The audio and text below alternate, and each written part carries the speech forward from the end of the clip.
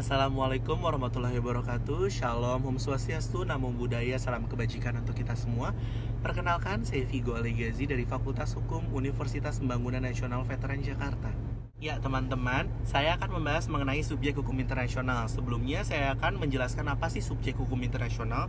Subjek hukum internasional sendiri adalah badan atau entitas yang memiliki kewajiban serta hak dalam melakukan tindakan berdasarkan hukum internasional yang berlaku di wilayah internasional. Nah, subjek hukum internasional itu meliputi satu negara.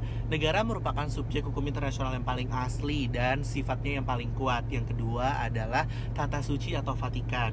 Yang ketiga ada individu. Yang keempat ada organisasi internasional. Yang kelima ada Palang Merah Internasional.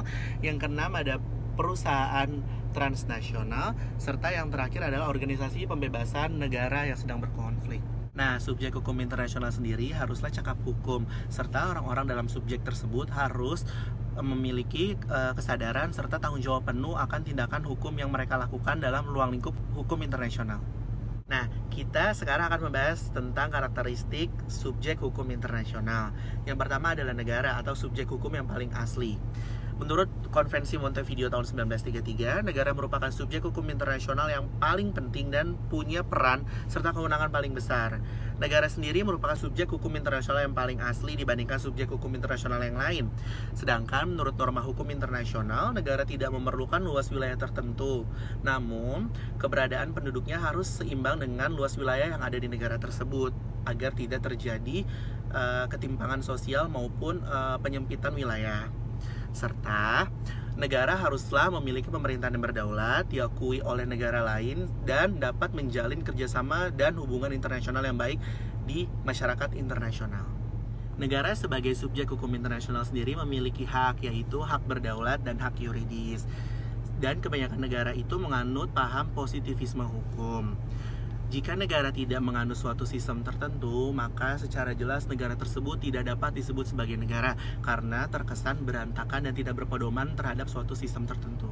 Nah, karakteristik yang kedua datang dari tata suci atau Vatikan.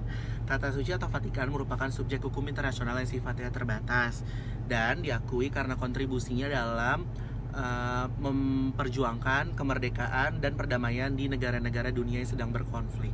Subjek hukum internasional yang ketiga adalah Palang Merah Internasional. Sifatnya terbatas, namun diakui sebagai subjek hukum internasional karena kontribusi Palang Merah Internasional dalam Konvensi Jenewa tahun 1949 dan perannya yang sangat aktif dalam membantu negara-negara yang sangat terkena dampak Perang Dunia I dan Perang Dunia II.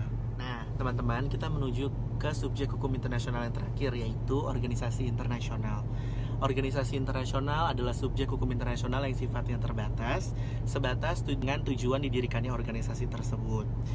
Organisasi internasional dibuat dengan adanya kesepakatan atau perjanjian internasional. Contohnya ada World Trade Center, ASEAN, dan lain-lain. Organisasi internasional sendiri diatur di dasar hukum dengan Reporteri Case pada tahun 1949.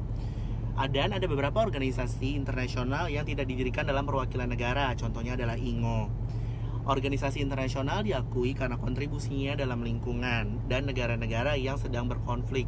Contohnya adalah organisasi Greenpeace yang membantu aktivis-aktivis lingkungan dalam memperjuangkan hak-haknya. Serta keberadaan organisasi internasional dapat diakui oleh subjek lain dan sifatnya juga terbatas. Serta organisasi internasional yang hanya diakui secara berdaulat, yaitu Palang Merah Internasional. Sekian mengenai penjelasan subjek hukum internasional dari saya Vigo Alegazi. Kurang lebihnya mohon maaf. Wassalamualaikum warahmatullahi wabarakatuh.